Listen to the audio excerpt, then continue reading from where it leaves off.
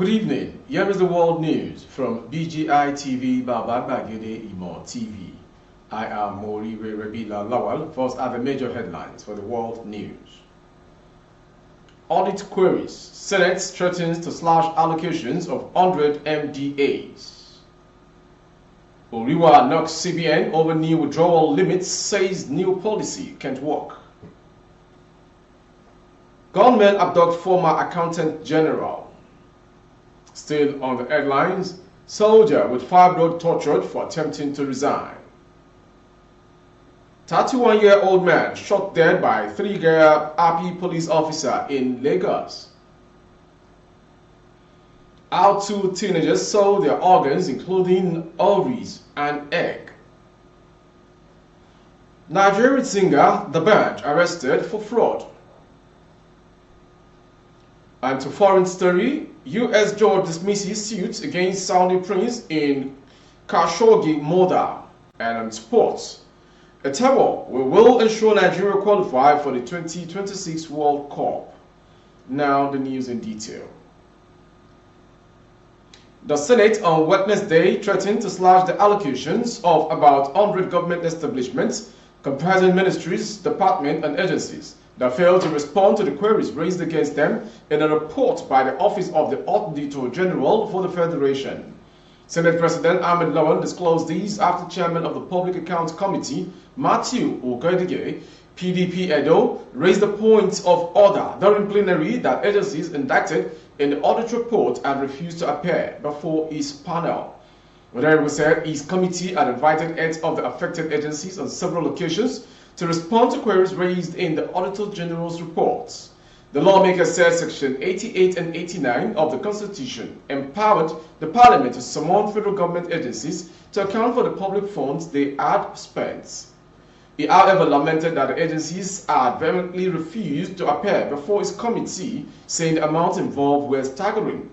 He therefore urged the Senate President to issue warrants of arrest to compel the agencies to appear before the Public Accounts Committee. Moving on to the next story.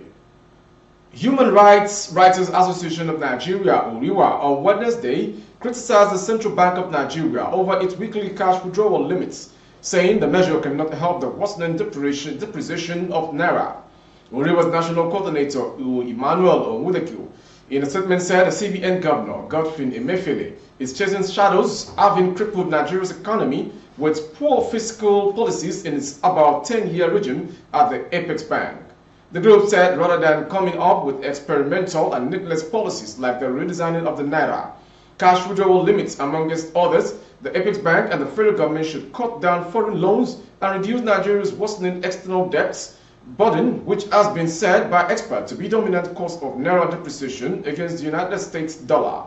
Oriwa further said the daily minimum withdrawals via point of sales POS terminal of 20,000 Naira will force thousands of Nigerians who are POS operators out of jobs when the policy takes effect nationwide from January 9, 2023.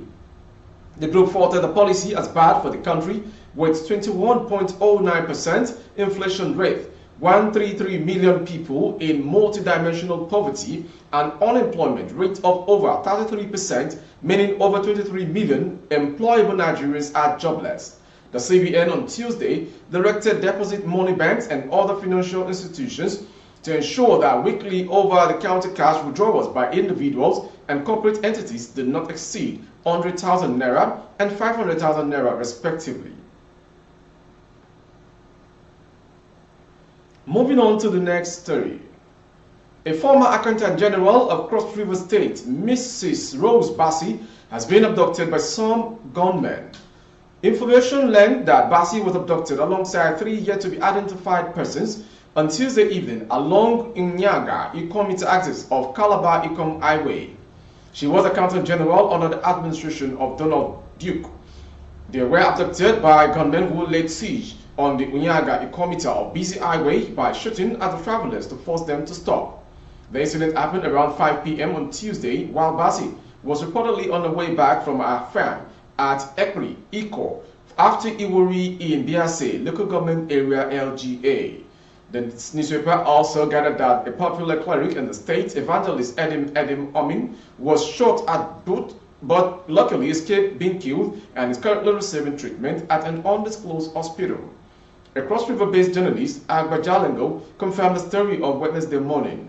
Similarly, the police public relations officer of the command, Irene Ubo, confirmed Tuesday's incident and said the command is working to see that the 4 abducted persons regain freedom unharmed. Moving on to the next story. A soldier, Lance Corporal Philomena Namoko, has begged the Nigerian army to allow her disengage due to her health condition and the maltreatment she received from the superior officers. Petrol gathered that the 38-year-old widow, who joined the army on August 15, 2009, was attached to the 22 Support Engineering Regiment, Intelligence Department, Ijebu-Ode, Ogun State. Namoko said her trouble began early 2017 when she was diagnosed with fibroid and asked to leave the army because of her illness.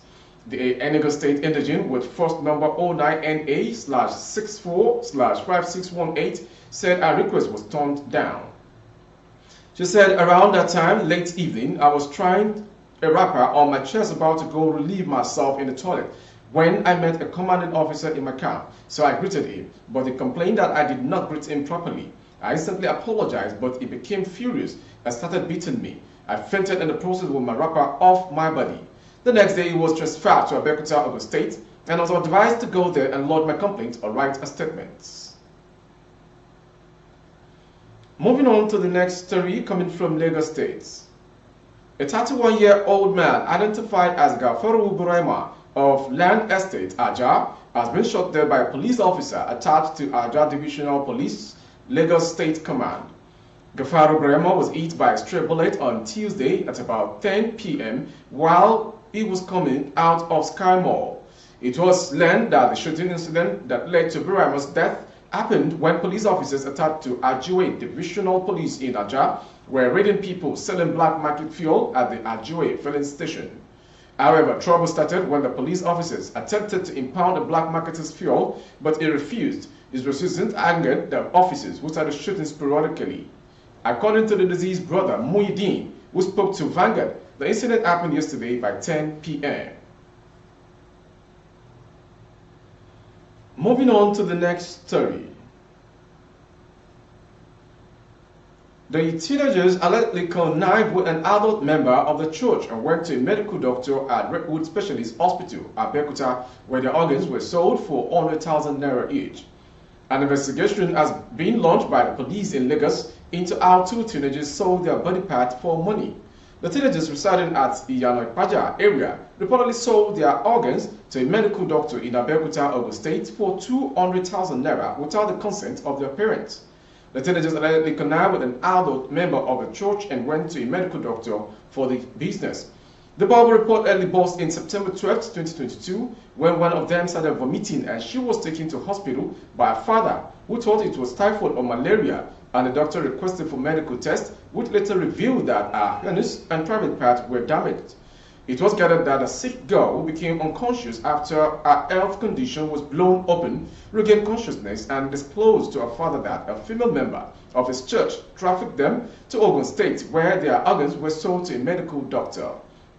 The teenagers further alleged that the trafficker convinced them to carry out the illegal act because the one whose father is a bishop is not paying them enough money, and that she will take them to where they will be handsomely paid 100,000 naira. They also alleged that the trafficker warned them not to tell their father or parent that if they do, she will kill them. Given details of how the transplant was carried out, the teenagers said that the trafficker, without the consent of their parents, took them to Redwood Hospital in Abeokuta, Ogun State, and conspired with the doctor identified as Dr. Durodola and injected them some drugs before the operation. Moving on to entertainment story. Nigerian singer Oladapo Oyebanji, popularly known as The Banj, has been arrested by the Independent Corrupt Practices and Other Related Offences Commission, ICPC. The singer's arrest came several weeks after he failed to appear for interrogations from the agency over fraud allegations. The band, according to information, was arrested on Tuesday after ICPC operatives closed in on him, forcing him to surrender himself at the agency's headquarters in Abuja. The agency accused the pop star of fraudulently diverting hundreds of millions of naira earmarked by the Nigerian government for Empower Project, an empowerment program set up by the Nigerian government in 2016 to address youth unemployment and increase social development. It was gathered that the bank allegedly connived with some government officials to introduce ghost beneficiaries into the payroll of the scheme. The stipend paid to those beneficiaries are then paid to accounts that have now allegedly been linked to the pop star. To foreign story. A U.S. judge dismissed Tuesday a lawsuit against Saudi Arabia's crown prince, Mohammed bin Salman, for his alleged role in the 2018 murder of dissident journalist Jamal Khashoggi. Washington federal judge John Bates accepted a U.S. government stance that Prince Mohammed, who was designated Prime Minister of Saudi Arabia in September, enjoys immunity in U.S. courts as a foreign head of state. Bates said a civil suit filed by Khashoggi's widow, Etiz Cengiz, and his activist group Dawn made a strong and meritorious argument that Prince Mohammed was behind the murder. But he ruled that he had no power to reject the U.S. government's official stance, submitted in a formal statement to the court on November 17th that the prince had immunity as a foreign leader. Even if the prince was named prime minister just weeks ago, the U.S. government's executive branch remains responsible for foreign affairs, including with Saudi Arabia, and a contrary decision on bin Salman's immunity by this court would unduly interfere with those responsibilities, Bates said. Moving on to the next story on the world news is a sports story. Super Eagles midfielder Ogenekaro Etebo says he and his teammates will do everything possible to make sure Nigeria qualify for the 2026 World Cup. The Eagles missed this year's World Cup in Qatar after losing on away goals to the Black Stars of Ghana in the playoffs in March. Etebo was in action for the Eagles as a 1-1 draw in Abuja was enough to qualify Ghana after the fourth leg ended goalless. After speaking about missing out on this year's edition in Qatar, Etebo said he had high hopes of playing in the second World Cup. "I have had good memories, was at the last edition in Russia, and I had hopes of playing in Qatar, but it was not meant to be," he was quoted on Brilla.net. That ends the world news this hour. Before we go, some major headlines. Senate threatens to slash allocations of 100 MDAs. Uriwa knocks CBN over new withdrawal limits, says new policy can't work. Gunmen abduct former accountant general. And to the last story, Etebo, we will ensure Nigeria qualify for the 2026 World Cup. For more updates on YouTube, our handle is Babagede Imo TV. Kindly subscribe and click on the notification bell, select option all to access our broadcast. On Facebook, Bagede Imo with Alawiye Adebayo. Please like and follow the page. On Instagram, Bagede Imo _22. For advert placement of your goods and services, coverage of events and functions, please dial the phone number streaming on your screen for advert placements only. Thank you for watching. I am Morire Rebila Lawal. Good evening. Oh, na, na, na. If you want to know what's going on in city, or you want to listen to the latest news and gist, no stress, oh, just tune to BGI TV. BGI TV, you're one in a million. Oh, na na na. If you want to know what's going on in city, or you want to listen to the latest news and gist, no stress, oh, just tune to BGI TV. BGI TV, you're one in a million. Oh, na na na.